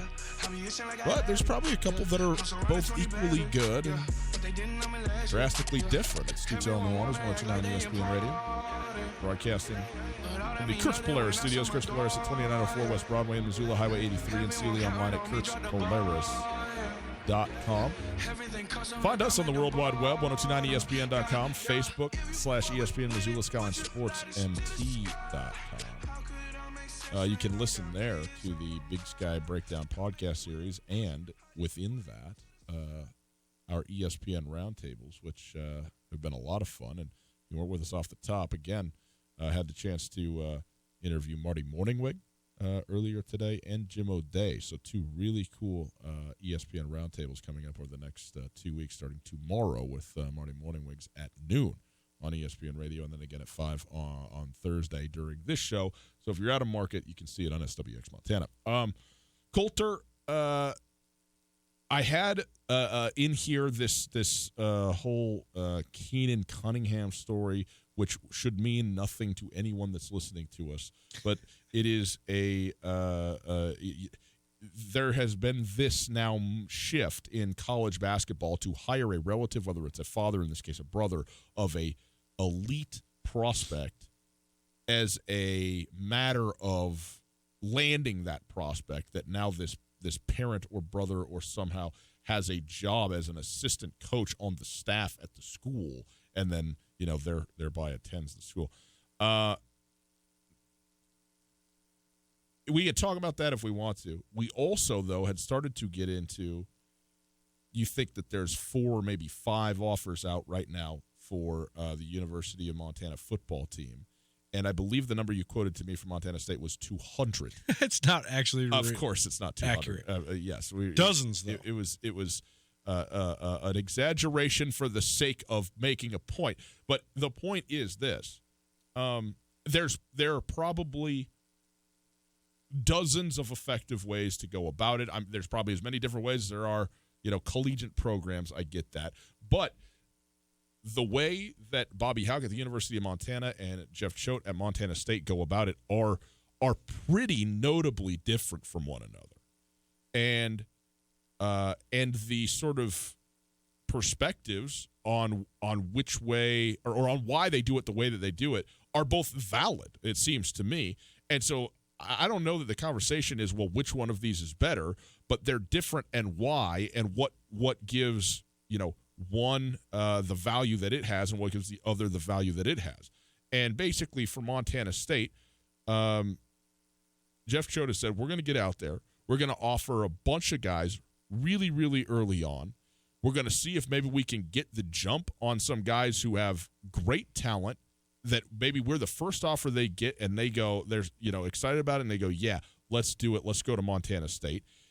You also generate, like it or not, the social media buzz that comes with them and all of their teammates and all the guys that they played against, and it's Montana State's name being circulated in circles that you want it circulated in, and that's good for, marketing, brand recognition, program recognition, etc. And then also, as you start to actually fill things up, you kind of know where you stand, what you need, and so forth and so on, and you can go on from there. And in fact, when Jeff Choate was on with our ESPN Roundtable, he talked to us about the difficulty of actually hitting the roster numbers right and getting a full roster that wasn't under or over the number that he wanted to have, and that it was some difficulty to get that. It took a couple of years to really get that dialed in. On the other side of the spectrum is Bobby Hauck and the University of Montana, who are only offering guys that they absolutely want to come play for the University of Montana, and doing it at and when they seem to have a full analysis of what they're looking for and a belief in the guy, and say, yes, this is who we want. Because I think there's some offers being made, by Montana State where maybe there's but maybe little expectation that that's actually going to come through. The offer is made for the sake of the offer being made, less because you expect whether it's a 4-star guy who's just going to, write off the Pac-12 or something like that to come play for you, or for whatever other reasons, whereas that doesn't happen as much, it seems, at the University of Montana. Am I sketching this roughly accurately?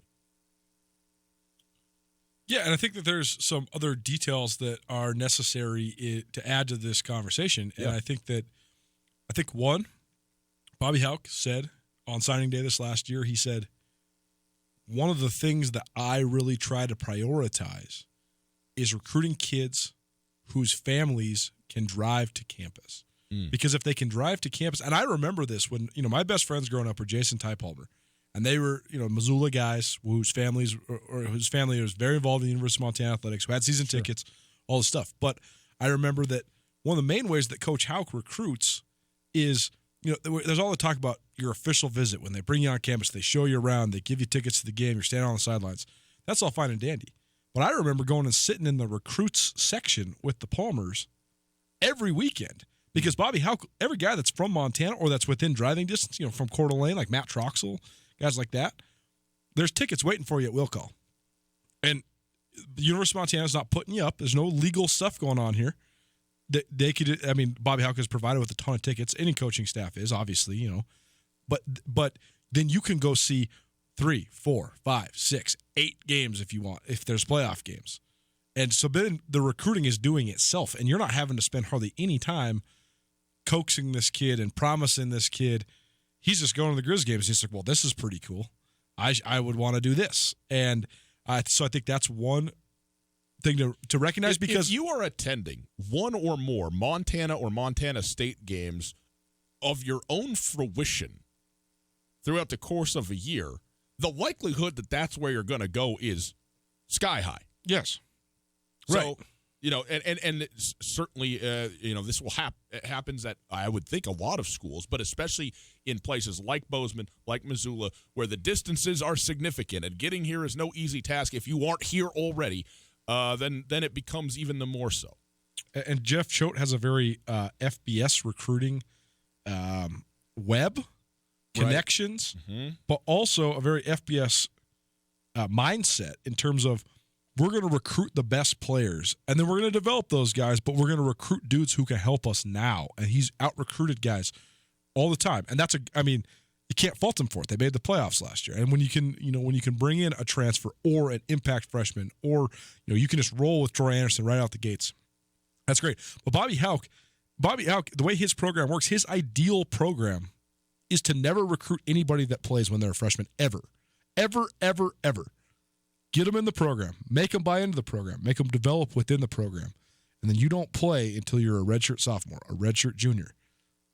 That's how you have long-lasting success. That's how you win 7 straight Big Sky titles like Bobby Hauck did. Because the boom or bust you're going to get when you're recruiting 2-star and 3-star recruits from out of state, you're going to get a lot of booms. You're going to get a lot of busts. Yeah. You're going to get kids that aren't necessarily fits for Montana in ways that have nothing to do with football. And so I think that the fact that Coach Hauck, basically they just slow play it. And I think it's funny that they slow play it and then that he was straight done during the early period. Yeah. Slow play it and then boom, sign 25 guys. And you're not even messing around in January and February. You're just doing winter condo. Whereas on the other side, Jeff Choate has basically gone from what they're doing right now. And this is what I mean about his swath, his web of connections. Coach Choate's only been in college football since he first started working for Mick Dennehy at Utah State back in 2003, so 15 years.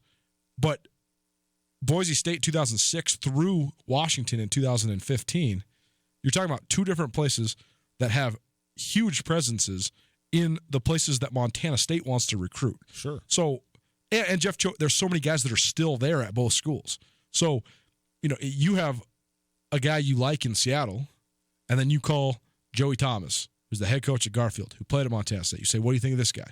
Okay, and then you say, hey, Pete Kukowski or Jimmy Lake or Chris Peterson or all these variety of University of Washington coaches that are good friends with Jeff Choate. Hey, have you guys seen this? Oh yeah, sure. We had that guy on camp. We think he's pretty good, but he's not Pac-12 level. You should go for him. So you have such ways to get evaluations without being in person. Right. Whereas with Coach Hauck, he wants to see you in person. He wants to evaluate you in person. And that's why I think their 4 offers right now are the in-state guys. I think that's the other thing that's evolved so much. And I think this early signing period is a huge advantage. It's a huger advantage for the Montana schools than any other schools in the country. I really think that.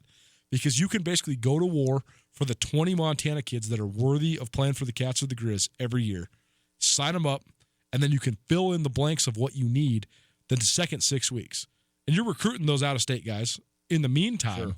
But you can basically say, hey, we're going to sew up these Montana guys and any out-of-state guys that jump in the boat early. Right. And then late you can say, oh, these guys fell off.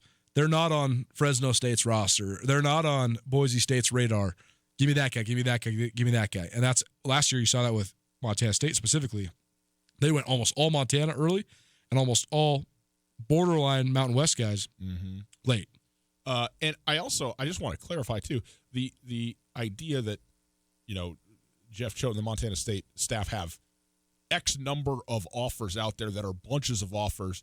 This is not, I don't want to imagine that this is, we're just throwing spaghetti at the wall. That's not it at all. And there are clearly plenty of players that they have absolutely on their board that they are going after to get, and again, fundamentally, foundationally, Montana kids that they have, said from the very beginning, this is what we're doing. This is what you have to do here, and they are doing it. So to imagine that somehow because they're making, relatively speaking, the university lots of offers, as somehow that they're not also dialed in on the process of who it is or who they're recruiting is not at all the insinuation of it. It's merely in addition to that to make some to see what happens if you do make this offer or whatever is out there. So one doesn't preclude the other, and it's certainly, I think, if to say it the way that I outlined it, and it's merely an outline, makes it sound as if, well, maybe there isn't the focus or something like that. I don't know, but certainly that is not what I'm trying to imagine is going on. And I think about this a lot because I think that there is deeper dynamics than just cast a wide net and offer and see who you can close, or be very specific. I think that there's a middle ground there on both sides. Sure. But I also think that both of these coaches are recruiting to their personalities and what they want their programs to be about. But then I also think that there's a real conversation to be had in terms of just the world we live in and society now. I think that Montana State, I think it's Hero Sports that tracks Twitter impressions for FCS football programs. And Montana State. How do you get that job? Here's what I want to do. Let me do the you don't want to do that job because that is one of your 970 miserable, absolutely miserable jobs. I know. That's exactly what I'm saying. I mean, that sounds like the worst job I could ever have. It's the internet. It's Twitter. Anybody who follows me at Gus Tootell knows that I'm terrible at this. I got it's just a bevy of retweets. Now, those are great. The polls are great. The best tweet I ever got was the most response I ever got was about Santa Claus over the weekend. So that's as good as I have to do. This is not for me. No. The analytics on Twitter. No. As we sort of know, though, it is a thing to the younger kids. It's a thing to the young generation. And, one of the prospects in Montana, I won't use his name, but there's a prospect in Montana that got offered by Montana State early on because they just identified him. They said, hey, come to our junior day. And that's what Montana State does. They host their junior day a couple weeks after signing day. And if you're one of the 5 or 6 best kids in Montana, bam. Hey, how you doing? This is campus offering you a scholarship. Whereas Montana hasn't offered anybody until this last week when they had their individual camp and they had guys on campus and they see them and they offer them. But I know for a fact that one of these Montana recruits was thinking, well, Montana State's showing me a lot more love than Montana right now. Subsequently, he got an offer from Montana. So, okay, now he's getting the love from both sides. But in this instantaneous, instant gratification generation, a lot of times more love, more tweets, more graphics, more messages, right or wrong. I don't think it's great. But it is it is the way of the world, though. It is the way of the world. And Montana State has done an absolutely tremendous job and, quite frankly, a much better job than Montana in terms of, just lately, in terms of the graphics, the, posing for the pictures, getting the kids in the jerseys. And, again, does that build a national championship culture? I'm not sure, but it does help you in recruiting. But, like, we talked to Bobby Houck about this on signing day, and he said, I said, Bobby, there's a good 8 to 10 kids on this list that no one knew you were going to sign until today. And he said, exactly. He said, that's my speed. He signed the kid from Moldova. And he said, Dimitri doesn't have Twitter. He doesn't text. That's the guy I want. Which, again, it's a double-edged sword, right? Because we were awash in this interconnectivity. So sometimes you have to use the resources that are available to you. But on the other hand, if you got a kid who doesn't have Twitter, who's not recruited by anybody, he's not choosing you over a single other school because he's just straight up not doing it. That kid, though, is so much more likely probably to buy into the specific culture that Bobby Houck wants to create. And I think that's the real conversation to have is Jeff Choate has landed more 3-star recruits than any FCS coach I've seen in the last 3 years. Well, how many of those guys are on campus still, though? I mean, it's 50-50. And they had a haul last year, and so many of those guys left. And so, I think there's a lot more that goes into it. And I don't know if there is a right or wrong way to do it, but I do think that there's so many minute details that paint the entire landscape of the world of college football recruiting at this level. Last question. Bobby Houck, over under 57 burner accounts. Alpine Touch has been providing you with the distinct seasonings you know and love for decades. Now, Alpine Touch has something to help you unleash the freshness of all the delicious flavors you need to spice up any meal. Check out Alpine Touch's new coarse grinds, unleashing the fresh taste of the garlic pepper or all-purpose seasonings to please any nose or taste bud. Coarse grinds can be purchased by the pound at retail locations around the state or at alpinetouch.com. Use the code ESPN10 at checkout to get 10% off any online order. Alpine Touch, Montana's special spice. No matter how far you may go, there's always one just down the road. Town Pump, who pump it up, pump it up. Stop into Town Pump this summer for all your cold beverages. Enjoy your cold one at the lake or on the porch. Pick up Miller & Coors 12-pack cans, 2 for $20. Enjoy summer for longer with Mix and Match 5-hour energy shots, 2 for $5 at your Town Pump. Town Pump, right down the road, pump it up. Oh, yeah. In Western Montana, we know shopping local matters, but we also know that you're going to pay more for the quality and customer service that comes with it. Well, not at Selway Armory. Selway Armory is locally owned with a staff of specialists that can answer any question. In addition to the expertise, though, Selway Armory also has a bigger selection and, are you ready, lower prices than the box stores. When you're in the market for firearms and accessories, save money with the experts at Selway Armory. Selway Armory, 2825 Stockyard Road, Unit E6, and online at selwayarmory.com. When you need a bank to help ramp up your savings strategy, look to your local bank, Opportunity Bank of Montana. Build confidence in your financial future when you create a rainy day cushion or take care of the nest egg you already have. Opportunity Bank offers options from basic savings to money market accounts and certificates with competitive rates. There's nothing like the feeling of progress, so let's get started today. Come see us at Opportunity Bank of Montana. OpportunityBank.com. Member FDIC. Nothing says Florence coffee like a real huckleberry smoothie. Our real huckleberry smoothies are made with real huckleberries that grow high up on the mountainsides of Montana. Drive to any of our Flowco locations throughout western Montana and try a delicious real huckleberry smoothie. And visit us at florencecoffeeco.com. The best flavor under the big sky. Florence Coffee Company.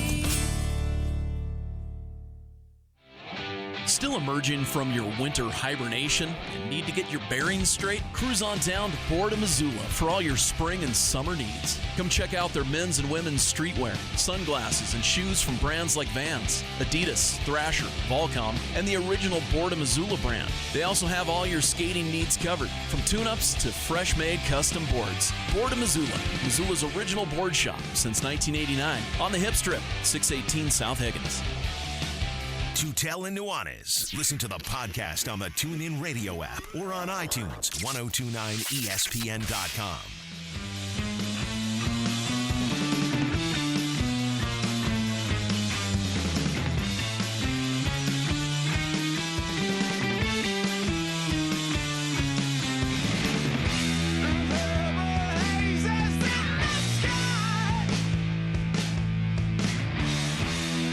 Hey, how we doing as we wind down a Tuesday? Tootell Nuanez, 1029 ESPN Radio. SWX Montana Television. YouTube. Tootell Nuanez channel. Watch us there. By the way, the YouTube thing is great. You can watch us live, but you can also watch it whenever you want. It's there too. So if you want to see the magic instead of just hear it, you're welcome to do it. What do you think about the umpire cam at the Little League World or the College World Series? Pretty interesting. Is that the College World Series? College. It'd be even more terrifying at the Little League World Series. Dude. You want to know what's the most terrifying thing I've ever done? Umpire Little League Baseball. You get up to the Big Diamond with the Legion boys, 18 years old, great. You throw an 85, smoke, it's good. It's nowhere near when you get like the 5, 10, 12-year-old who throws 65, 70 miles per hour from the short mound. I mean, those foul balls, they crush you. I can relate to this in the following sense. My son is 2. And he picks up anything he can find. And there is no such thing as not throwing it as hard as you can.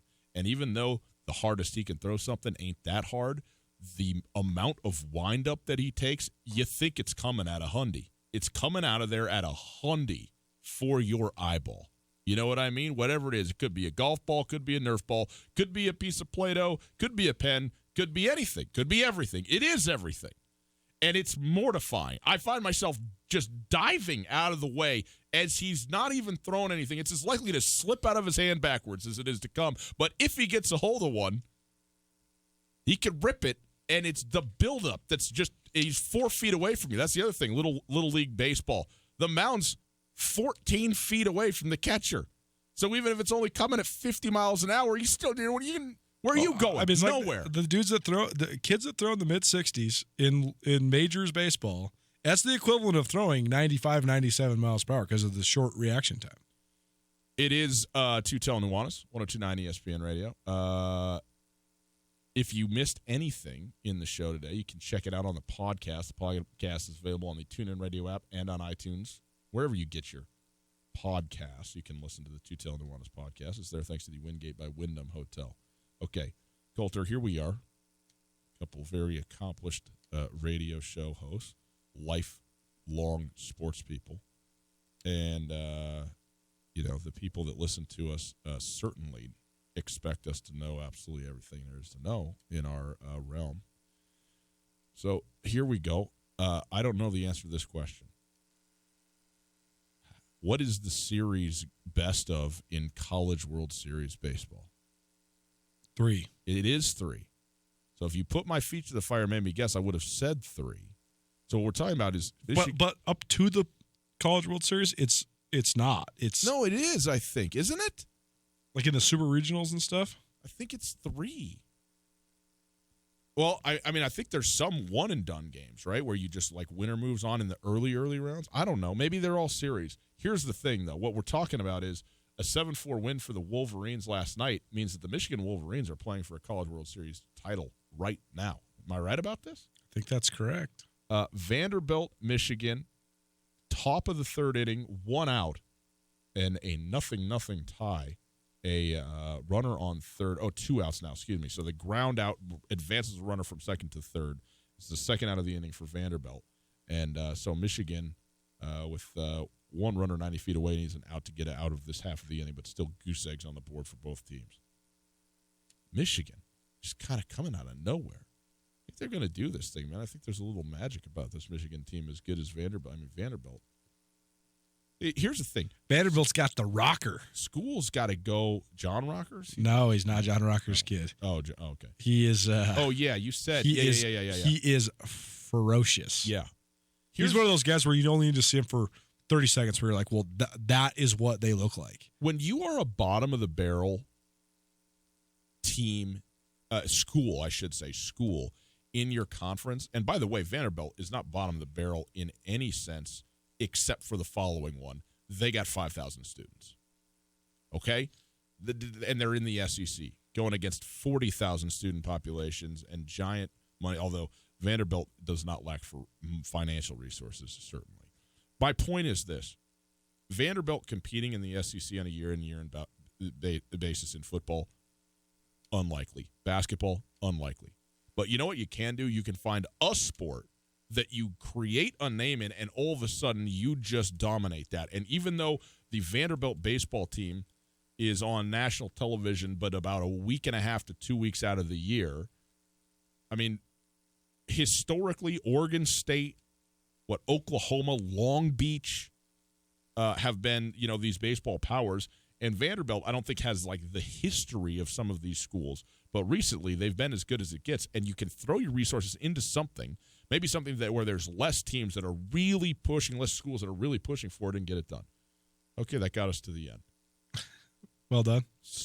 Sorry, I forget. I'm not looking at the clock. Boys and girls, have a wonderful, wonderful rest of your Tuesday. We'll see you tomorrow. Osprey Baseball coming up in an hour. ESPN Radio, SWX Montana. Canyon River Golf Club is a must for any golfer in western Montana. Tucked away in a spectacular setting along the Clark Fork River in East Missoula, Canyon River offers one of Montana's best championship golf experiences. And Canyon River is happy to announce their new fleet of golf carts, which include the Shark Experience, an interactive GPS giving dynamic distances and touchscreen interaction to help you play your best. Plus, with Bluetooth, radio, and surround sound, you can enjoy yourself between holes too. Book online at CanyonRiverGolfClub.com. Missoula's best golf, Canyon River. This is Mike Nugent with Berkshire Hathaway Home Services. Berkshire Hathaway provides Western Montana with full-time real estate professionals for you whenever you need us. Our reputation as the state's most knowledgeable and available real estate group has helped build unmatched trust in the Garden City and statewide. If you have been thinking of making a real estate move in the short or long term, give me a call. No pressure, no expectations, just professional